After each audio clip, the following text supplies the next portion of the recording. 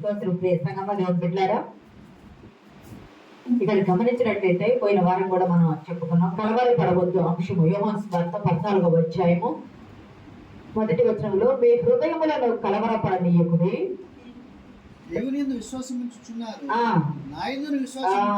మీ హృదయములను కలవరపడనీయకుడి, దేవుని యందు విశ్వాసం ఉంచుచున్నారు, నా యందును కూడా మీరు విశ్వాసం ఉంచుని. ఈ సందర్భము యేసుక్రీస్తు ప్రభు వారు తాను పట్టబడటానికి వెళ్ళబోయే పస్కా పండుగకు ముందు శిష్యులు కలవరపడతా ఉన్నారు, వారి హృదయాలు కలవరపడుతున్నాయి.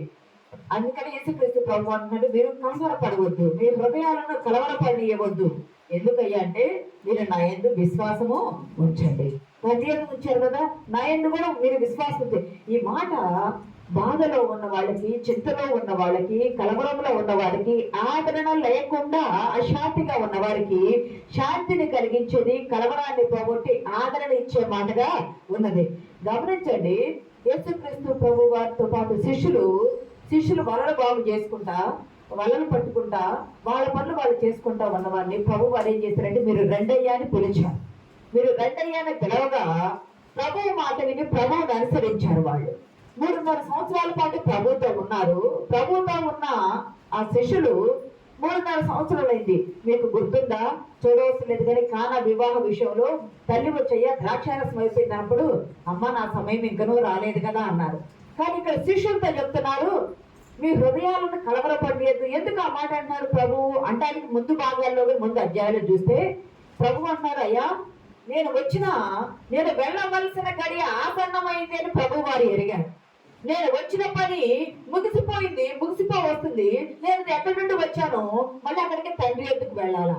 జాగ్రత్త, మిమ్మల్ని తోడేళ్ల మధ్యకు గొర్రెల వల్ల పంపిస్తున్నా, గొర్రె పిల్లల వల్ల పంపిస్తున్నా, మీరు చాలా జాగ్రత్తగా ఉండాలా.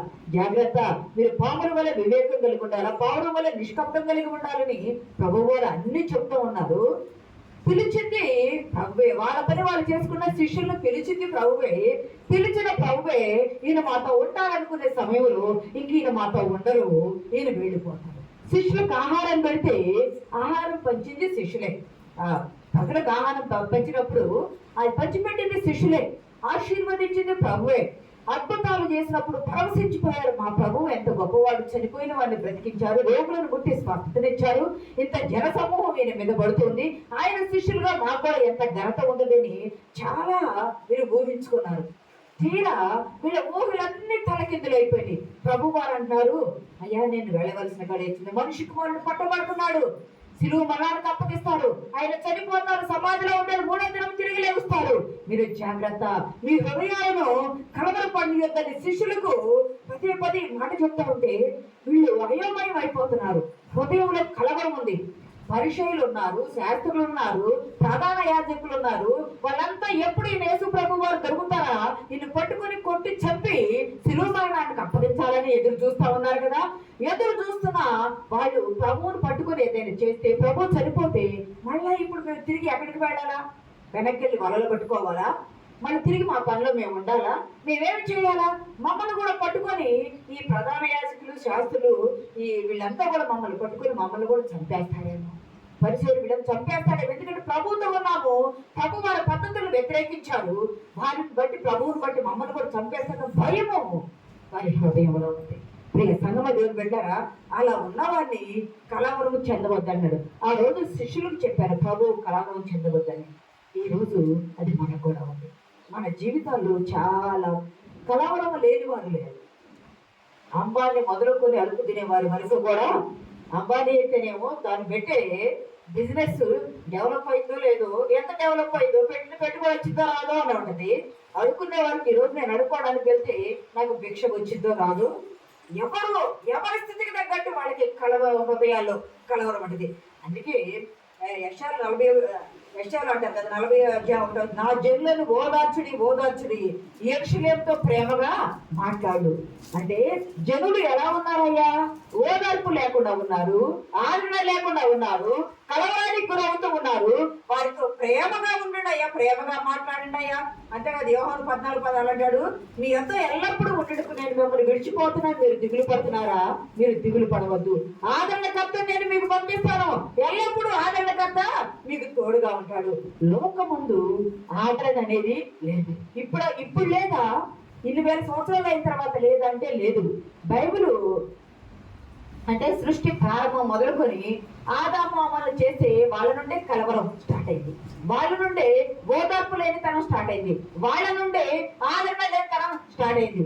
అంటే మనం కష్టపడుతున్నాము. 5వ అధ్యాయం ఆదికాండం 5వ అధ్యాయం 29లో ఒక మాట ఉంది, లెమెకు కుమారుని కన్నప్పుడు యెహోవా భూమిని శపించినందువల్ల కలిగిన మన చేతుల కష్టం విషయంలోను మన పని విషయంలో ఇతడు మనకు నెమ్మది కలుగుచేను. యెహోవా భూమిని శపించాడు కదా, శపించినందువల్ల మన చేతుల పని విషయంలో మన కష్టం విషయంలో మనకేం జరుగుతుంది? నష్టమే, మేలు అప్పుడు నష్టమే జరుగుతుంది. కానీ ఇప్పుడు పుట్టే కుమారుడు మనకేం చేస్తాడు? మన కష్టాల నుండి, మన నష్టాల నుండి, ఓదార్పు లేని తరము నుండి, నెమ్మది లేని తరము నుండి మనకి నెమ్మదినిచ్చేవాడు అయిపోతాడు ఈ కుమారుడు. కనుక ఇతనికి నోవాహు అని పేరు పెట్టాలి అని అనుకున్నాడు. ప్రియ సంగమా, నెమ్మది లేని వారికి నెమ్మదినిచ్చే దేవుడు. 103వ కీర్తన 13లో ఉంటది కదా, తండ్రి తన కుమారులు ఎలా జాలిపడినట్టు యెహోవా తన యందు భయభక్తులు గలవారి ఎడలా జాలిపడును. తన కుమారులు ఎలా జాలిపడుతున్నాడు తండ్రి. మనం ఎలా మన పిల్లల ఎలా జాలిపడతామో, దేవుని యందు భయభక్తులు గలవారి ఎలా యెహోవా జాలిపడి మన కార్యాలు జరిగిస్తాడు. అంతేకాదు, ఇదే 66:13 అంటాడు, ఒకని తల్లి వారిని ఆదరించినట్లు, ఒకని తల్లి వారిని ఆదరించినట్లు నేను మిమ్మల్ని ఆదరిస్తాను, యెరూషలేములో నేను మిమ్మల్ని ఆదరిస్తాను. కలవరం లేకుండా మనం జీవిస్తున్న ఈ దినాలలో ప్రియ సంగమా, మన కలవరాలను తొలగించడానికి ప్రభు వారు వచ్చారు. జ్ఞాపకం పెట్టుకోవాలి. పాత నిబంధనలో చెప్పాను, పాత నిబంధనలో కలవరం పడ్డ వాళ్ళు నుండి ఒకరిని, నూతన నిబంధనలో ఒకరిని మనం ధ్యానం చేసుకుని ముందుకు మన వాక్యాన్ని కొనసాగించుకున్నాం. యోబు గ్రంథము 1వ అధ్యాయం 20వ వచనంలో యోబు ఒక మాట అంటాడు, అప్పుడు యోబు లేచి పై వస్త్రమును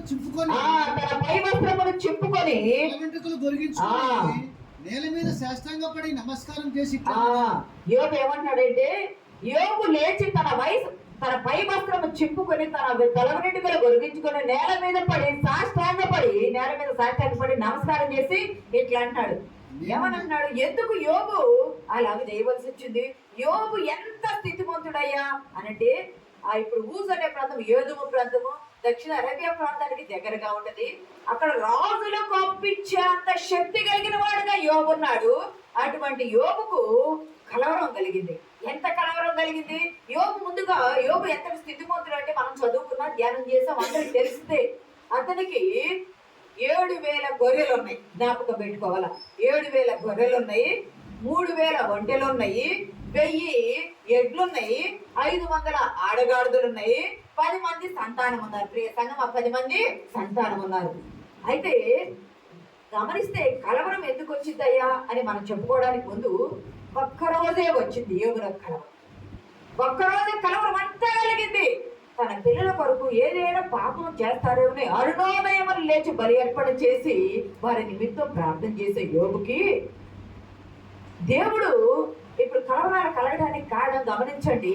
మనం చెప్పాను కదా, మనది పోయిద్దేమో అన్న భయంతో కలవరం కలిగింది. మనకంటే వీళ్ళు గొప్ప వాళ్ళు అవుతున్నారు, మనం తగ్గిపోతున్నాము అనే దాని ద్వారా కలవరం కలిగింది. మంది ఎవరైనా తీసుకుంటారేమో అనే దాని వల్ల కలవరం కలిగింది. వాళ్ళకి వస్తుంది, మాకు రావడం లేదు అనుకునే దాని ద్వారా కలవరం కలిగింది. ఎవరైనా కీడు చేస్తే కలవరం కలిగింది. అంటే రకరకాల విధాలైన వాటిని కలవరం కలిగింది. కానీ మనం ఏమనుకుంటామంటే, ఈ కలవరంలో నాది ఏ తప్పు లేదు, నాకు ఈ నష్టం కలిగింది, ఈ నష్టంలో నా తప్పు ఏది కూడా లేదు, అంత ఎదుటి వాళ్ళే చేశారని మనం అనుకుంటాం. నిజంగా కలవరం కలగడానికి మనలో తప్పు లేకపోతే దేవుడు మనల్ని వర్ధల చేస్తాడు. మనలో తప్పుంటే ఒప్పుకొని విడిచిపెడితే దేవుడు వర్ధల చేస్తాడు. కానీ మనుషులు చేసుకుని కలవరం కలిగేది ఒక రకమైతే, దేవుడు మనలో ఉన్న భక్తిని, విశ్వాస్యతను ప్రజలకు, జనులకు సాక్ష్యం చూపించడానికి, సాతానికి, అపవాదికి సాక్ష్యం చూపించేది ఒక రకమైన కలవరం. మనకే మనం చేసుకొని నష్టపోతే మనకు కలిగే కలవరంలో మనకి నష్టం వచ్చింది. కానీ దేవుడు మనల్ని పరీక్ష పెట్టి మనల్ని కలవరానికి గురి చేస్తే ఆ కలవరంలో మనకి 200 ఆశీర్వాదాలు వస్తాయి. యోబుకు 7,000 ఒంటెలంట, 3,000 ఒంటెలు ఉన్నాయి. యోబుకి ఎంతమంది పిల్లలు అంటే 10 మంది పిల్లలు అనుకున్నాం. 7 కుమారులు ఉన్నారు. 7 కుమారులకు సాక్ష్యంగా 7,000 గొర్రెలు ఉన్నాయి. ఆ గొర్రెలు వేస్తూ ఉంటే దేవుని యొక్క ఆకాశం నుండి దిగి వచ్చి వాటిని దహించి వేసింది. పనివారు చనిపోయారు, ఒక్కడే మిగిలిన చెప్పడానికి. ఒంటెలు మేస్తా ఉంటే షాబాయిలు అనే వాళ్ళు వచ్చి వాటిని తోలుకొని వెళ్ళిపోయారు. అందరిని చంపేశారు, ఒక్కడే మిగిలాడు చెప్పడానికి. 3000 ఒంటెలు, 3 కుమార్తెలు, 7000 గొర్రెలు, 7 కుమారులు, ఇక 500 జతల ఎడ్లు పొలం దున్నుతూ ఉన్నాయి. వాటి పక్కన పొలం దున్నటువంటి ఎడ్లతో పాటు మనుషులు కూడా ఉంటారు కదా, పొలం దున్నుతూ ఉన్నాయి. పొలం దున్నుతూ ఉండగా వాటి పక్కన 500 ఆడుగాడుదలు మేత మేస్తూ ఉన్నాయంట. కల్దీయులు అనే వాళ్ళు 3 భాగాలుగా వచ్చి వాటిని తోలుకొని వెళ్ళిపోయారు. అంతేకాదు వాళ్ళ కొడుకులు కూతుళ్ళు 10 మంది కలిసి ఆ ఇంట్లో కూర్చొని విందు చేసుకుంటా ఉంటే, విందు చేసే సమయాన అరణ్యము నుండి సుడిగాలి వచ్చి ఒక్కసారి 4 మూలలు, ఒక మూల కొడితే అడుబాటును కోలుతుందంటే వెనక పరిగెత్తవచ్చు, లేదా వెనక కొడితే ముందుకు పరిగెత్తవచ్చు. కానీ 4 మూలల ఆ సుడిగాలి కొట్టగా 10 మంది కుమారులు అక్కడ ఉన్న పనివారు అందరూ కూడా చనిపోయారు. ఒక్కడే బ్రతికి పరిగెత్తుకుంటా వచ్చి చెప్పాడు. ఇంతకంటే కలవరం ఏముంది? ఆస్తి పోయింది, కడుపును పుట్టిన బిడ్డలకి కొంచెం బాగలేదు, అనారోగ్యం అంటేనే ప్రాణం తల్లడిల్లిపోయింది. మరి ఒక్కసారి 10 మంది పిల్లలు చనిపోయారంటే ఏ తండ్రి మనసు, ఏ నరుని మనసు తట్టుకోగలిగింది? కష్టమైంది కదా. అంత ఇదైపోతే వెంటనే అక్కడ వస్త్రము చింపుకొని, యోగు లేచి తన వస్త్రము చింపుకొని, అవన్నీ వినగానే సహజంగా వస్త్రాలు ఎవరు చింపుకుంటారు? పిచ్చివాళ్ళే వస్త్రాలు చింపుకుంటారు. లేదా ఘోరమైన విపత్తు జరిగినప్పుడు తట్టుకోలేని అధికారం కలిగిన వారు, యేసుక్రీస్తు ప్రభు వారి కాలంలో ప్రధాన యాజకునిగా ఉన్నవాడు కూడా మన వస్త్రములు చింపుకున్నాడు. అంటే దేవదోషణ మాటలు వింటున్నారని తన వస్త్రాలు చింపుకున్నాడు కదా. ఇక్కడ యోగు కూడా వస్త్రాలు చింపుకొని, తల పొరిగించుకొని, గుండు చేయించుకొని నేల మీద సాష్టాంగపడి దేవుని కంట స్తుతి చెల్లిస్తున్నాడు. తల్లి గర్భం నుండి నేను దిగంబరిగా వచ్చాను, రిక్తహస్తాలతో వచ్చాను, ఎలాగ వచ్చాను, మళ్ళీ తిరిగి అలాగే వెళ్తాను. దేవుని నామానికి మహిమ కలుగును కాకని ఒక్క మాట కూడా దేవునికి వ్యతిరేకంగా మాట్లాడాల. యోగునకు వచ్చిన ఆ కష్టము, ఆ కలవరము అపవాదికి దేవుడు చూపించడానికి కలవరం కలగజేస్తే, ఆ కలవరాన్ని బట్టి యోగు దేవుణ్ణి శపించలేదు, దేవుణ్ణి దూషించలేదు, దేవుణ్ణి విడనాడలేదు, దేవునికి దూరము కాలేదు. దేవుణ్ణి ఇంకా హత్తుకునే ఉన్నాడు. దేవుని నామని స్తుతి చెల్లించాడు. కనుక చివరికి వచ్చేటప్పటికి యోగునకు 2 ఆశీర్వాదం వచ్చింది. ప్రియ సంగమా, దేవుని బిడ్డలారా, పాత నిబంధనలో కలవరము అది దేవుడు పెట్టింది కాబట్టి, దేవుడిచ్చి అపవాదికి తన భక్తిని, తన శిష్యులు, తన బిడ్డల భక్తిని చూపించడానికి చేసింది కాబట్టి అది 2 ఆశీర్వాదం పొందుకున్నాడు. నూతన నిబంధనకు వచ్చేటప్పటికి యోహాను సువార్త 11వ అధ్యాయంలో 33లో ఉంటది. ఇక్కడ మార్తా మరియా లాజరు చాలా సార్లు చెప్పుకున్నాం. మార్తా మరియా లాజరు ఉన్నారు. ఆమెతో కూడా వచ్చిన యూదులు ఏడ్చుటయు యేసు చూచి కలవరపడి. చాలా ఇక్కడ గమనించినట్లయితే పాత నిబంధనలు యోబు గురించి చెప్పుకున్నాం, నూతన నిబంధనలు చెప్పుకున్నట్లయితే ఇక్కడ మార్తా మరియా లాజరు సహోదరులు సహోదరుడు చనిపోయాడు. ప్రభు ఉన్న ప్రాంతంలోనే చనిపోయాడని తెలిసిన ఆలస్యం చేశాడు. 4 దినములైంది, చనిపోయి సమాధి చేసి పెట్టాడు. ఇక్కడికి వచ్చిన వేదనీయకు వచ్చేటప్పటికి మార్త ప్రభు వచ్చాడని తెలిసి మార్త పరిగెత్తుకుంటూ వచ్చింది. నీవు ఇక్కడ ఉంటే నా సోదరుడు చనిపోయేవాడు కదా, నువ్వు నమ్మితే దేవుడు మహిమను చూస్తావు మార్త అని చెప్పారు. ఈ విషయం వెళ్ళి మరీ చెప్పగా మరీ కూడా ఎక్కడ మార్తను కలుసుకున్నారు అక్కడికే వచ్చి ప్రభు పాదాలపై పడి ఏడిస్తే, నా సోదరుడు చనిపోయేవాడు కదా ప్రభు అని ఉన్నట్టయితే ప్రభువుని అడిగితే మరియా ఏడ్చిందంట. కన్నీరు ఆయన పాదాల మీద పడి ఏడ్చిందంట. అక్కడున్న యూదులు ఏడ్చడం చూసి ప్రభువు వారంట కలవరపడ్డారంట. ప్రభువు వారు కూడా ఏడ్చారు. ప్రభువు కూడా కలవరం కలిగింది. ఎందుకు? తన స్నేహితుడైన లాజరు చనిపోయాడని. మన స్నేహితుడు నిద్రించున్నాడు, రండి లేపుతామని అన్నాడు కదా అతని ముందు శిష్యులతో. ప్రియ సంగమా, దేవుని బిడ్డలారా, అతను చనిపోయాడని ఎదిగి వచ్చి ఆయన లేపుతుంటే అక్కడ ఉన్న యూదులు ఏడ్చారంట. యూదులు ఏడిస్తే ప్రభు హృదయంలో కలవరం కలిగింది. ప్రియ సంగమా, దేవుని బిడ్డలారా, గమనించండి. ఇప్పటికైనా యూదులు కష్టపడితే, వారు ప్రభు వైపు తిరిగితే పైన దేవుడు ఇప్పటికీ కూడా, ఈనాటికి కూడా దేవుడు వారిని విడిచిపెట్టే దేవుడు కాదు. కలవరం కలిగితే అక్కడికి వెళ్ళారు. వాళ్ళ కలవరం తీర్చుటకు ప్రభు చనిపోయిన వారిని తిరిగి లేపారు. దేవుని నామానికి మహిమ కలుగును గాక. యెరూషలేము ఇక్కడ యోహాను చనిపోయినటువంటి లాజరు నిమిత్తం ప్రభు వారు ఏడ్చారు. యెరూషలేము నిమిత్తం ప్రభు వారు దుఃఖపడ్డారు. అంతేకాదు యోహాను సువార్త 12వ అధ్యాయం 27వ వచనంలో ఒక మాట చూసుకుందామండి. యోహాను సువార్త 12వ అధ్యాయం 20. నా ఆత్మ చెప్పమ్మా. ఇప్పుడు నా ప్రాణము కలవరపడుచు. ఎందుకమ్మా ప్రభు వారు అన్నారు ఈ మాట? అక్కడేమో యూదులు మరియు ఏడ్చుటను చూసి ప్రభు వారు కలవరపడ్డారు. వారి నిమిత్తం ఏడ్చారు, కలవరపడ్డారు, వారిని బ్రతికించారు, వారి చేతికి అప్పచెప్పారు, బాధ్యతగా కార్యం చేశారు. ఇక్కడ ప్రభు వారు తన హృదయంలో ఆత్మ నా ప్రాణం కలవరపడుతుందని తనలో తాను అనుకుంటున్నారు. శిష్యులు చెబుతారు, ఎందుకంటే తాను పట్టబడే సమయము ఆసన్నమైనదని ప్రభు వారు ఎరిగారు. భూమి మీదకి వచ్చారు, వచ్చిన పని ముగించుకొని ఇంక వెళ్ళబోయే సమయం వచ్చింది.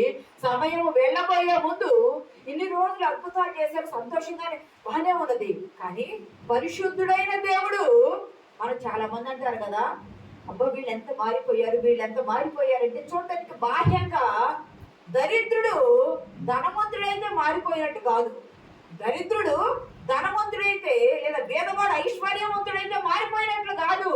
పాపి మారు మనసు పొంది పరిశుద్ధుడైతే మారినట్టు దేవుని నామానికి మహిమ కలుగును. ఒక పాపి మారు మనసు పొంది పరిశుద్ధుడైతే మారినట్లు దేవుడు ఎరిగిన వారైనా ఎరగిన వారైనా ఎవరైనా స్థితిమంతులు అవుతారు. కానీ ఇక్కడ గమనించినట్లయితే యేసుక్రీస్తు ప్రభు వారు తాను వెళ్ళిపోతున్నారని ఎరుగున్నారు కాబట్టి మనల్ని ధనవంతులుగా చేయడానికి, క్రీస్తు రక్తంలో కడగడానికి, తన బిడ్డలుగా పరలోకంలో చేర్చడానికి తాను వెళ్ళవలసిన గడియ ఆసన్నమైందని ప్రభు వారు ఎరిగి హృదయంలో కలవరపడ్డారు. ప్రభు వారు అక్కడ కలవరపడ్డారు. అంతేకాదు గెత్సేమనే తోటలో ఆ రాత్రి తన రక్తము చెమటగా మారి కింద కారే అంతగా నా ప్రాణము మరణమగునంతగా దుఃఖములో మునిగినదని కలవరపడ్డారు. నేను చెప్పుకున్నాం కదా ఈ మాట. హెమటైడ్రోసిస్ అంటారు గ్రీక్ లో. హెమటైడ్రోసిస్ అంటే హృదయంలో స్పందన ఎక్కువైపోయి తట్టుకోలేనంత హృదయ స్పందన జరిగినప్పుడు రక్తము చెమటగా మారి నీటి రూపంలో చెమట రూపంలో కింద పడి యేసుక్రీస్తు ప్రభు వారు కూడా ఆయనకి ఇక్కడ యోగులకు కలవరం తెలిసింది. యోగు కలవరాన్ని బట్టి ఆశీర్వాదం పొందుకున్నాడు. లాజరు గురించి కలవరపడ్డారు యేసుక్రీస్తు ప్రభు వారు.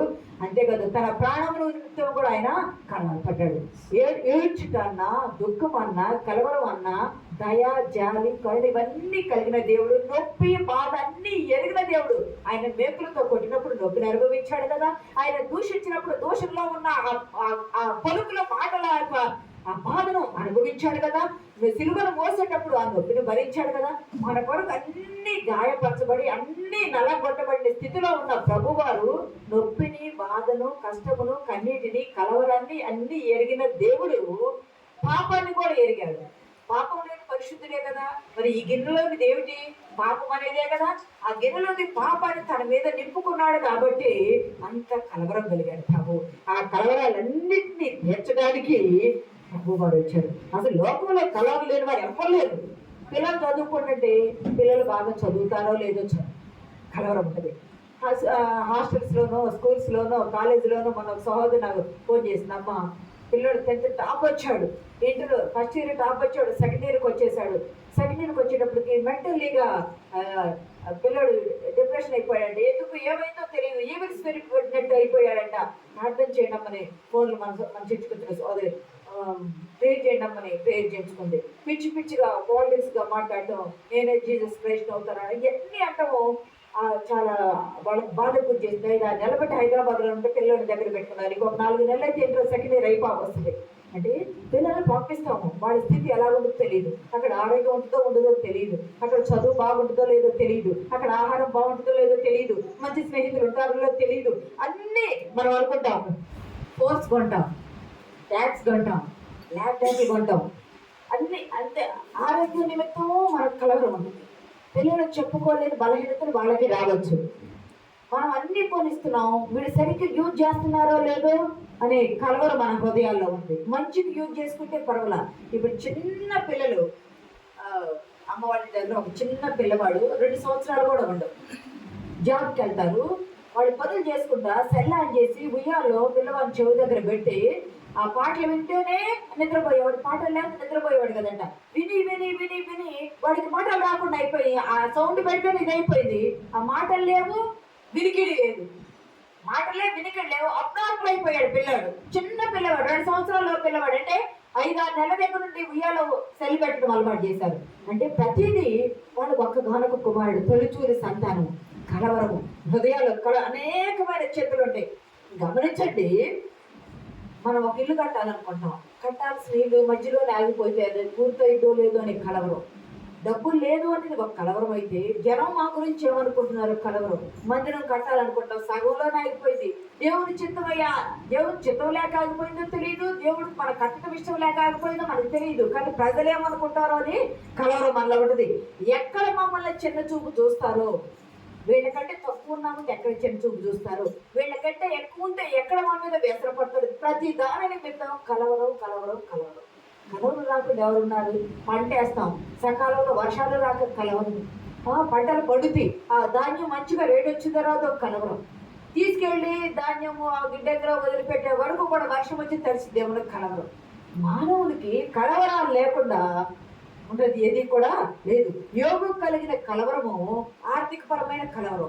అంత భక్తుడు మనం 2 గొర్రెలు కొనాలంటేనే 20,000 దాకా వచ్చినాయి. ఒక 5 గొర్రెలు తీసుకుంటే ₹1,00,000 పెట్టుకున్నామే, మరి 7,000 గొర్రెలు కాకపోతే ఎంత ఆస్తి నష్టము, 3,000 ఒడ్డులు ఇదైపోతే ఎంత ఆస్తి నష్టం. ఆర్థిక పరమైన కలవరము, భావోద్వేగపైన కలవరము. వాళ్ళు వచ్చి ఫ్రెండ్స్ వచ్చి యోగులకు ఫ్రెండ్స్ వచ్చి ఏమంటారు, నువ్వు ఏమి చేసావో, ఏం పాపం చేసావు, దేవుడికి ఏం వ్యతిరేకం చేసావో ఈ విధంగా అయిందని అనే మాటలతో కలవరము. భౌతికపరమైన కలవరము, ఆత్మ సంబంధమైన కలవరం. దేవునితో ఉండాలా, దేవుడి నుండి వేరు కావాలా, ఎంత కీడు, ఎంత కలవరము, ఎంత శోధన నాకు వచ్చింది. దేవుడికి నువ్వేమో ఏ వ్యతిరేకం చేస్తామని మిగిలిన వాళ్ళు అంటారు, ఏమి చేయలేదని నేనంట. దేవుడు నా నిజాయితీని ఎప్పుడు రుజువు పరుస్తాడు, అది రుజువు పరిచే వరకు కూడా దేవుడు కలవరం ఉంటుంది. అన్నీ శ్రమ పడే వాళ్ళు ఎవరైనా నాదేమీ తప్పు లేదయ్యా, అంతా ఎదుటి వాళ్ళకి తప్పు ఉన్నారంటే లేదు.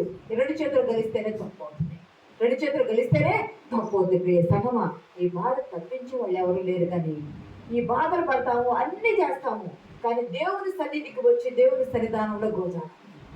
కలవరాన్ని బట్టి దేవుని సన్నిధికి వచ్చి దేవుని సన్నిధానంలో గోజాం. హన్నా గోజాడింది కదా, కలవరాన్ని బట్టి పిల్లలు లేరని పెళ్ళిన పెట్టి ఆ బాధను బట్టి గొడ్డాలతనం పోవాలని, పుట్టిన మగ పిల్లవాడు కావాలని, పుట్టిన పిల్లవాడు సేవకిస్తాను కలవరానికి గురయ్యి నేను ఆత్మలో మూలుగుతున్నానయ్యా అని చెప్పింది కదా. ఆ కలవరం అంతా దేవుని సన్నిధానానికి వచ్చి వెళ్ళగొక్కినప్పుడు దేవుడు పరిష్కార మార్గం చూపించాడు కదా. అడిగిన దానికంటే ఊహించిన దానికంటే అత్యధికంగా ఇచ్చాడు కదా.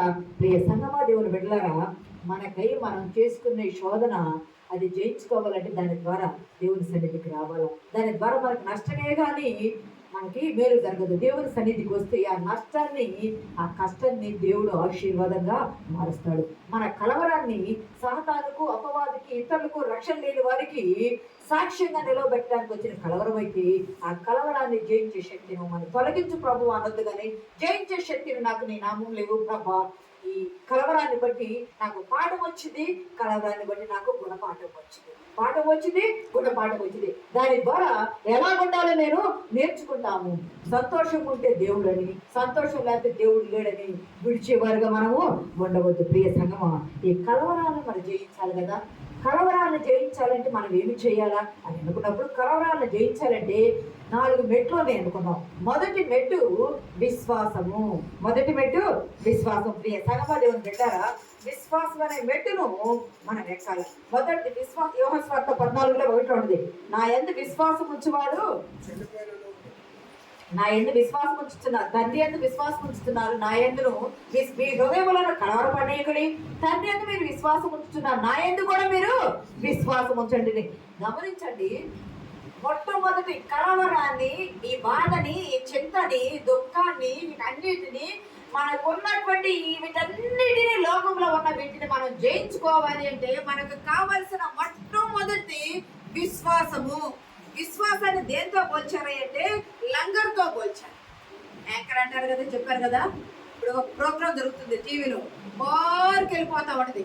ఒక గంట ప్రోగ్రామ్ వెళ్ళిపోతా ఉంటే గంట సేపు చూడాలంటే బోర్ అనిపిస్తుంది. మధ్యలో యాడ్స్ వరకు యాంకర్ వచ్చి ఏం చేస్తుంది, ఏ ఒక మాటలు చెప్పి కొంత సమయాన్ని ఆమె తీసేసుకుంటుంది.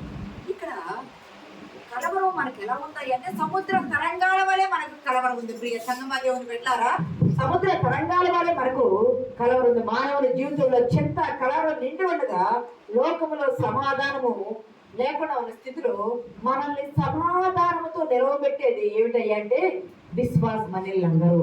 సముద్ర తరంగాలు పొంగుకొని మనం చెప్పారు కదా, ఒక స్వామీజీ దగ్గరికి ఒకడు వచ్చి, గురువు గారు నాకు జ్ఞానం కావాలి గురువు గారు అంటే, ఆ గురువు గారు అన్నాడంట, అయ్యా నీకు జ్ఞానం ఇస్తాను, నువ్వు వెళ్ళి స్నానం చేసుకొని రా అన్నాడంట ఆయన. నువ్వు వెళ్ళి స్నానం చేసుకొని రా అంటే ఆ ఆ పిల్లవాడు జ్ఞానం నేర్చుకోవాలి అనుకునే ఆ పిల్లవాడు సముద్రం దగ్గరికి వెళ్ళి చూస్తే సముద్రం అలలు వస్తానే ఉన్నాయంట. సముద్రం అలలు వస్తానే ఉంటే ఆ పిల్లవాడు వచ్చన్నాడంట, స్వామి నేను స్నానం చేద్దాం అనుకున్నా, జ్ఞానం నేర్చుకోవాలనుకున్నా, మీరు స్నానం చేసి రమ్మన్నారు. నేను స్నానం చేద్దాం అనుకున్నా, సముద్రం దగ్గరికి వెళ్తే అలలు ఒకటే అలలు వస్తున్నాయి. అలలు ఎప్పుడు తగ్గుతాయో అప్పుడు స్నానం చేద్దామని చూస్తున్నానంటే, జ్ఞానం నేర్చుకున్నవాడు అజ్ఞానిగానే ఉన్నాడు కానీ జ్ఞానిగా ఉన్నాడు. సముద్రపు అలలు ఎప్పుడైనా తగ్గుతాయా? సముద్రపు అలలు తగ్గవు ఎన్నడు కూడా. అంటే అలలు తగ్గేది లేదు, వాడు స్నానం చేసేది లేదు, వచ్చి జ్ఞానం నేర్చుకునేది లేదు. సముద్రపు అలలు ఎలాగున్నాయో లోకములో ఉన్న మానవుని జీవితంలో శ్రమ, కష్టము, కన్నీరు, దుఃఖము, బాధ, కలవరము, చింత ఇవన్నీ మనతోనే పగలు రాత్రి ఉన్నట్టుంటానే ఉంటాయి. ఈ పోయేది లేదు, ఉంటానే ఉంటాయి. ఈ సముద్రపు అలల వలె వస్తా ఉంటే మనం ఎక్కడున్నాము అంటే ఓడలో ఉన్నాము. మీకు గుర్తుందా? చూడవలసిన లేదు కానీ అపొస్తలుల కార్యాల గ్రంథము 27వ అధ్యాయంలో ఇటలీకి వెళ్ళాలని అపొస్తలుడైన పౌలుని శతాధిపతి తీసుకొని ఓడలో వెళ్తూ ఉంటే 14 రోజులు, ఒక్క రోజు కాదు 2 రోజులు కాదు, 14 రోజులు సూర్యుడైనా చంద్రుడైనా నక్షత్రాలైనా ఏమీ కనపడలేదట. అది సరుకులు మోసుకుపోయే ఓడలో వీళ్ళు ఉన్నారు. 14 రోజులు మనం భూమి మీద ఉన్నామంటే ఎటు చూసినా భూమి కనిపిస్తుంది, కానీ సముద్రంలో ఉంటే భూమి అనేది ఎక్కడా కనపడదు. అనంతమైన సముద్రంగా ఉంటది. నడి సముద్రంలో ఓడ ఉంటది, భూమి కనపడదు. ఏమి కనిపిస్తాయి అంటే పైన ఆకాశము, సూర్యుడు, చంద్రుడు, నక్షత్రాలు కనిపిస్తాయి ఓడలో ఉన్న వారికి, సముద్రంలో ఉన్న వారికి. మరి 14 రోజులు బట్టి తుఫాను వస్తా సూర్యుడైనా చంద్రుడైనా నక్షత్రాలైనా కనిపించకపోతే సముద్రంలో ఓడ అల్లకొల్లాలం అవుతుంటే ఆ ఓడ నీ జీవితం లాంటిది. ఆ జీవితం అనే ఓడలో నీ ఉంటే నీ జీవితంలో అలల వలె, తుఫాను వలె కలవరము నీ జీవితంలో ఉండి నిన్ను కొడుతూ ఉంటే, గాలితో, తుఫానుతో, వేగముతో నిన్ను కొడుతూ ఉంటే నువ్వు తల్లకిందులైపోతా ఉంటావు. ఈ ఓడలో ఉన్నవారు తల్లకిందులైపోతా ఉంటారు. పౌలు అంటాడు, అయ్యా భోజనం చేయండి అయ్యా అంటే ఎవ్వరూ వినరు. 14 రోజులు బట్టి ఏమి తినకుండా ఒక పక్కన కూర్చొని ఉంటే పౌలు అంటాడు, అయ్యా మీరు బాధపడకండి, గడిచిన రాత్రి దేవుని దూత నా ఎద్దకు వచ్చి, పౌలా భయపడకము, నువ్వు భయపడవద్దు, నువ్వు వెళ్ళవలసిన కైసరి ఎదుటికి వెళ్తావు, నువ్వు నిలుస్తావు. 276 మంది ఓడలో ఉన్నారు, వాళ్ళు నీ చేస్తాం చెప్తున్నాను పౌలా, నువ్వు మీ అందరూ జాగ్రత్తగా వెళ్తారంటే పౌలు చెప్పిన మాట శతాధిపతి వెళ్ళలేదు. ఓడ నావికుడు చెప్పిన మాట విని, అయ్యా బయలుదేరద్దు, ఓడకు ప్రమాదం ఉందంటే బయలుదేరిన తర్వాత వీళ్ళు ఏం చేస్తారంటే మన చిన్న పడవలు తీసుకొని కిందకి దిగి దానిలో వెళ్దామని చెప్తే పౌలు అంటాడు, మీరు ఓడలో ఉంటేనే మీకు రక్షణ, మీరు ఓడ దిగారు, మీరు ఇదైపోతారు, మీకు క్షేమం కాదని చెప్పినప్పుడు అందరూ ఓడలేరంటాడు. పౌలు చెప్తాడు, మీరు భయపడవద్దయ్యా, మీరు దుఃఖపడవద్దయ్యా, మీరు కలవరపడవద్దయ్యా, గడిచిన రాత్రి దేవుడు దూత నా ఎంత నిలిచి నీకు భయం లేదు పౌలా, భయపడవద్దు, వీళ్ళందరినీ కప్పచేత నువ్వు క్షేమంగా నువ్వు కైసరి ఎదుటి నిలుస్తావని చెప్పారయ్యా, నా మాట నమ్మండి. మీరు ఆహారం తీసుకోవాలి 14 దినముల నుండి రొట్టె పట్టుకుని ప్రార్థన చేసి కృతజ్ఞతాస్తుతులు చెల్లించి దానిని విరిచి వారందరూ తిని కొంచెం నెమ్మది పొందుకున్నారు. తెల్లవారు చూశారు, ప్రయాణమే వెళ్తా ఉన్నారు, ఇంకా ఎక్కడ రాలా.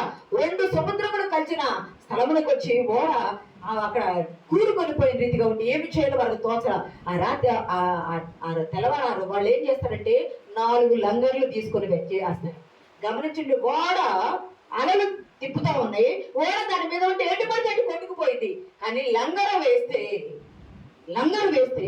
ఎంత తుఫాన్ అయినా, ఎంత అలసడైనా ఏమవుతుంది అంటే కొట్టుకొని పోకుండా ఆగిద్ది. ఆ రాత్రి కాల సమయంలో 4 లంగర్లు దింపి వాళ్ళు ఆ 4 లంగర్లు వేయక ఆ ఓడలో క్షేమంగా ఉన్నారు. తెల్లవారి ఆ లంగర్ యొక్క తాళ్ళు కోసివేసి పగల కదా వాళ్ళు కొట్టుకొని పోయి ఒక చోట కూరుకుపోతే చిన్న ఓడ బ్రద్దలైపోయింది. చిన్న చెక్క మొక్కల మీద, పడవల మీద, వాటి మీద ఒడ్డుకు దరికి చేరారు. ప్రియ సంగమా, నీ జీవితంలో, నా జీవితంలో, మన జీవితాల్లో, వాక్యం వింటున్న వారి జీవితాల్లో కలవరాలు లేకుండా ఎవరికి లేదు. ఓడ అనేది నీ జీవితము, లోకము. ఆ ఓడలో నీవు ఉన్నావు. నీ కుటుంబంలో, నీ జీవితంలో, నీ పిల్లల్లో, నీకున్న ప్రతి దానిలో కలవరం ఉంది. సముద్రపు అలల వలె కలవరం నిన్ను వస్తుంది. కానీ నీకు ఏమి ఉండాలయ్యా కలవరాన్ని జయించడానికంటే విశ్వాసం అనే లంగరం ఉండాలి. విశ్వాసం అనే లంగరం ఉండాలి. అంటే ఆ కలవరాలు నీటి ఇలా ఉన్నాయి, పడవ ఇలా ఉంది, పడవకి నీటికి మధ్య విశ్వాసం అనే లంగర వేయబడి నీ శ్రమల నుండి నిన్ను పట్టుకొని లేవనెత్తడానికి నీటి తోడుగా ఉంది. ఇదే సంగమ దేవుని బిడ్డారా, ఒకసారి ఎబ్రీ పత్రిక 6:19 మాట చూడండి. ఈ నిరీక్షణ నిశ్చలములు స్థిరములై మన ఆత్మకు లంగరువలె నుండి. మన విశ్వాసము నిరీక్షణ ఎలా ఉండాలి అంటే నిశ్చలంగా ఉండాలా, స్థిరంగా ఉండాలా. ఎంత కలవరం వచ్చినా, పౌలు ఉన్నాడు కదా సముద్రంలో, ఓడలో ఉన్నాడు కదా, సముద్రం అల్లకల్లోలం అయిపోతుంది కదా, తెల్లవారి అందరూ చనిపోతారు అనుకున్నారు కదా, కానీ 276 మందిని దేవుడు కాపాడి బ్రతికించి ఒడ్డుకు చేర్చాడు. దేవుడి నామానికి మహిమ కలుగును కాదు కదా. అందుకే నీ భారము, కీర్తన ఉంటుంది కదా 55:22, నీ భారము యెహోవా మీద మోపుము, ఆయనే నిన్ను ఆదుకోనంటాడు. అంతేకాదు ఆయన మన గూర్చి మొదటి పేతురు ఉంటుంది కదా 5:7, ఆయన మిమ్మల్ని గూర్చి చింతించుచున్నాడు కనుక మీ చింత యావత్తు ఆయన మీద వేడి, నిబ్బరమైన బుద్ధి కలవారై బహు ధైర్యముతో ఉండు అంటాడు కదా. విశ్వాసం అనేది ఉండాలా. ఆత్మ ఫలముల్లో 7వదైనది విశ్వాసము. అట్టి విశ్వాసం మనకు లంగరు వలె ఉండాలా. లంగరు ఎందుకంటే విశ్వాసము నుండి జారి పడిపోకుండా, కలవరంలో కృంగిపోకుండా విశ్వాసం అనే లంగరు మనల్ని నిలవబెట్టడానికి సాదృశ్యంగా ఉంది. ప్రియ సంగమా దేవుని బిడ్డారా, 27:13 దావీదు భక్తుడు ఒక మాట అంటాడు, సజీవుల దేశమున, చదవండి, సజీవుల దేశమున నేను యెహోవా దయను పొందుదునన్న నమ్మకము నాకు లేని యెడల సజీవుల దేశమున యెహోవా దయను పొందుదునన్న నమ్మకము నాకు లేని ఎడల నేనేమవుదును? అయ్యా ఇదే 141 అంటాడు, నా కన్నులు నీ తట్టు చూచుచూ ఉన్నాయ్యా. అంతేగా 22 కీర్తన 4:5, మా పితరులు నీ అందరు నమ్మకం ఇచ్చారయ్యా, నమ్మకం ఇచ్చారు కాబట్టి వారందరూ రక్షించబడ్డారయ్యా. మనము మన కలవరాల్లో తండ్రి యందు విశ్వాసం అనే లంగర పెట్టుకొని నమ్మకం ఇచ్చితే మన పితరులను రక్షించిన దేవుడు మనల్ని కూడా రక్షించుటకు సమర్థుడైన దేవుడు. చెప్పుకున్నాం కదా ఇందుకు ముందు ఒకసారి, ఎర్ర సముద్రం దగ్గరకు వచ్చారు ఇజ్రాయేలీలు. ముందే ఉన్నది సముద్రం ఉన్నది, వెనకేమున్నది ఐగుప్తు సైన్యం ఉన్నది. ఏమి చేయాలో తోచలేదు, కలవరానికి గురైపోయారు. ప్రభు అన్నాడు, మీరు తండ్రి అన్నాడు, మీరు కలవరం చెందవద్దు. కర్ర ఎత్తి సముద్రం వైపు చూపినప్పుడు సముద్రం 2 పాయలుగా చీలిపోతే వాళ్ళు నడుస్తూ ఉన్నారు. ఇజ్రాయేలు సైన్యానికి ఐగుప్తీయుల సైన్యానికి లంగరు వలె అగ్ని స్తంభం నిలబడి ఉంది. దేవుని నామానికి మహిమ కలుగును గాక. లంగరు వలె అగ్ని స్తంభం వచ్చి ఇజ్రాయేల్ వెనక నిలబడింది, ఐగుప్తీయులకు ముందు నిలబడింది. వారిద్దరికి మధ్య లంగరు వలె అగ్ని స్తంభం ఉండగా ఇశ్రాయేలుగా రాత్రి కాలం అంతా వెలుగిచ్చి వాళ్ళు నడిచిపోవడానికి మార్గమైంది. అయ్యే సంగమా దేవుని బిడ్డలారా, నువ్వు శత్రువు ఎవరయ్యా అంటే మన ముందు దేవుడు ఉన్నాడు. మన శత్రువు మన వెనక వచ్చి మనకి వెన్నుపోటు పడవాలని చూస్తా ఉంటే దేవుడు శత్రువుకి మనకి మధ్య ఏముంచుతాడు? లంగరు అనే విశ్వాసం ఉంచుతాడు. లంగరు అనే విశ్వాసం ఉంచాడు. అగ్ని స్తంభం అనే విశ్వాసం మనకి ఉంచుతాడు. మనం ఇంకా ముందుకు పోవాలంటే ప్రియ సంగమా, నువ్వు విశ్వాసం అనే గోడలో ఉన్నావు. లంగర్ అని క్రీస్తుకి సాదృశ్యంగా చెప్పబడింది. క్రీస్తును నేను నమ్మిన వారిని ఎరుగుదును అంటాడు కదా తిమోతి భక్తుడు. 2 తిమోతి 1:12 నేను నమ్మిన వారిని ఎరుగుదును. ఆయన ఎవరిని నమ్మాడు? పౌలు పిలిచిన వారిని నమ్మాడు, చూచిన వారిని నమ్మాడు, స్వరము విన్నవారిని నమ్మాడు, తన మాటగా సమాధానం చెప్పిన వారిని నమ్మాడు. ఆ నమ్మిన వాడు సముద్రము నుండి విడిపించాడని నమ్మాడు. ఆ నమ్మిన వాడు నన్ను రక్షించి నిలవబెట్టాడని నమ్మాడు. ఆ నమ్మిన వారిని నేను ఎరుగుదును. విశ్వసించి వాడు ఏం చేస్తాడు? కలవరపడడు. యెషయా 28:16 ఉంటుంది కదా, విశ్వసించువాడు కలవరపడు. మనం ఎప్పుడైతే విశ్వాసం ఉంచుతామో మనము కలవరపడము. ప్రియ సంగమా దేవుని బిడ్డలారా, ఇక్కడ ఒక మాట చెప్తాను. మనం కూడా చెప్పుకున్నామని ఈ మాట. యేసుక్రీస్తు ప్రభు వారు ఇక్కడ గమనించండి, మన సైన్స్ చదివిన వాళ్ళు, మన డాక్టర్లు ఉన్నారు, నర్సింగ్ ఉన్నారు, మెడికల్ డిపార్ట్మెంట్ ఉన్నారు. గమనిస్తే యేసుక్రీస్తు ప్రభు వారు ఈ లోకానికి వచ్చి 33.5 సంవత్సరాలు జీవించారు కదా. 33 సంవత్సరాలు ఆయన జీవించి మిగిలిన భాగంలో మరణానికి అప్పగించబడ్డ సమయము. మానవుని శరీర నిర్మాణము ఆకృతి ఎలా ఉందయ్యా అంటే, పునాది వేయాలంటే స్థిరమైన పిల్లర్స్ ఉండాలి. మానవుని జీవిత పునాది నిర్మాణం ఎక్కడుంది అంటే వాని వెన్నుపూస వెర్టిబ్రా అంటారు దాన్ని. వెర్టిబ్రా గమనించండి, ఇలా ఉంటుందని చెప్పాను. ఆకారం ఇలా ఉంటది, మీ అందరికి తెలిసి ఉంటుంది. 33 ఉంటాయి. ఒక మధ్యలో డిస్క్ L1 L2 L3 డిస్కులు ఉంటాయి కదా ప్రియ సంగమా. 33 వెన్నుపూస ఎముక ఉంటుంది, వెర్టిబ్రా అంటారు దాన్ని. ఆ 33 యేసుక్రీస్తు 33 సంవత్సరాలకు సాదృశ్యము. దేవుని నామానికి మహిమ కలుగును గాక. ఆ సంఖ్య అలాగిచ్చాడు ప్రభు. నిర్మాణం అది ఎముకలతో అది నిర్మించబడింది. ఇక్కడ ప్రక్కటెముకలు కూడా ఉన్నాయి, రిబ్స్ అంటారు కదా ప్రక్కటెముకలు. ఆ ప్రక్కటెముకలు 12 ఉంటాయి. ఒక పక్క 12, ఒక పక్క 12 ఉంటాయి. ఆ 12 ఇశ్రాయేలు 12 గోత్రాలకి, ఆ 12 ప్రభు శిష్యులకు సాదృశ్యంగా ఇచ్చారు. అంతా రూపకల్పన అంతా పరలోకములోనే సిద్ధపాటు చేసి పెట్టాడు, నిర్మించాడు. To build. ఆ ఆదాము ప్రకటెముక నుండి ఒక స్త్రీని చేసి ఆమెను నిర్మించి టు బిల్డ్ లేదా టు కన్స్ట్రక్షన్. ప్రభు ఏం చేశాడు? నిర్మించాడు. మనల్ని కూడా తన పోలికలో తన స్వరూపంలో టు బిల్డ్ చేశాడు. ఆయన కన్స్ట్రక్షన్ చేశాడు, కట్టాడు, మనల్ని నిర్మించాడు. ఒకదాని మీద ఒకటి ఎముకలు పెట్టాడు. ప్రక్కటెముకలుగా లోనున్న అవయవ నిర్మాణానికి హాని కలగకుండా 12 ఇశ్రాయేలు గోత్రాలు 12 మంది శిష్యులను పెట్టి ఆయన కట్టాడు. పరలోక రూపాన్ని ఈ భూమి మీదకి తీసుకొని వచ్చాడు మానవునిగా. అంతేకాదు మెదడు నుండి వెగాస్ అని ఒక నరం ఉంటుంది పెద్దది. మెదడుకి, హృదయానికి, కడుపుకు సంబంధించిన వేగాస్ అది ఎలా ఉంటుంది అంటే సిలువ ఆకారం కలిగి ఉంటది. ఆ నరం అనేది సిలువ ఆకారం. ఎందుకయ్యా ఇది అంటే మనల్ని బంధించి ఉంచడానికి, కట్టి ఉంచడానికి. స్ట్రోక్స్ రాను శరీరంలో పెద్ద పెద్ద అవయవాలకు దెబ్బలు కానీ, స్ట్రోక్స్ అలసళ్ళు, కలవరాలు దొరుకుతాయి. ఒక్కోసారి నా గుండె ఎందుకు బాగా కొట్టుకుంటుంది, కడుపులో ఎందుకు కలవరం, పిసికినట్టయింది, అలసడి అని అంటూ ఉంటాము. అవి వాటిని బంధించి ఉంచడానికి, స్ట్రోక్స్ అన్నింటినీ శాంతింప చేయడానికి ఇది బంధించి ఉంచే నరము. గమనించండి, మనం కృంగినప్పుడు అనుకోకుండా కృంగుదల వచ్చింది. కృంగుదల వచ్చినప్పుడు మనం మోకరిల్లి ప్రార్థన చేస్తే మన హృదయానికి నెమ్మదిని, శాంతినిచ్చేది ఇది ప్రియ సంగమా దేవుని బిడ్డలారా. అంతేకాదు యేసుక్రీస్తు ప్రభు వారు 3వ రోజు చనిపోయి సమాధి చేయబడి 3వ రోజు తిరిగి లేచాడు. తిరిగి లేచిన ఈ 3 రోజులు మనం ఉపవాసం, ఎవరైనా శరీరంలో అనారోగ్యం ఉన్నప్పుడు లేదా శరీరము మంచిగా ఉండాలి అనుకున్నప్పుడు ఉపవాసం ఉండాలి. చాలా మంది సైన్స్ చెప్పేవారు, చాలా మంది వీళ్ళు కూడా చెప్తా ఉంటారు కదా, ఏమని ఒకరోజు ఉపవాసం ఉండండి, మీ శరీరంలో ఉన్న చెత్త అంతా బయటకు వెళ్ళిపోతుంది అంటారు. అంటే శరీరం శుద్ధి అయింది అంటారు. 3 రోజులు ఉపవాసం ఉంటే మన శరీరంలో పాత కణజాలం చనిపోయి కొత్త కణజాలం పునరుద్ధరణ జరిగింది. అంటే డెడ్ సెల్స్ అయిపోతాయి, మళ్ళీ నూతనంగా న్యూ కణజాలం మనకి వస్తా ఉంటుంది. ప్రియ సంగమా, అవన్నీ పాతయి చనిపోయి కొత్తవి పుట్టి మనకి ఏదైనా గాయం తగిలింది, మెడిసిన్ వాడము, కానీ దానికై అదే హీల్ అయిపోతా ఉంటుంది. 2 రోజులు 3 రోజులు దానికై అదే స్వస్థత వస్తుంది. అంటే ఆ శరీరం ఏం చేస్తుంది? శక్తిని, దానిలో ఉన్న ఇమ్యూనిటీ లెవెల్స్ని పెంచుకుంటుంది. ఆ 3 రోజులు ప్రభు సిలువ సమాధి చేయబడ్డ ఆ 3 రోజుల గుర్తు మనలో పాతయి చనిపోయి, పాత కణజాలం చనిపోయి, పాత చెత్త అంతా మురికిపోయి నూతన పునరుద్ధరణ కావటానికి అది మూలమైంది. అంతేకాదు గుండెకు ఎవరైనా ఒకసారి హార్ట్ అటాక్ వచ్చిన వాళ్ళకి పెట్టి షాక్ ఇస్తూ ఉంటారు.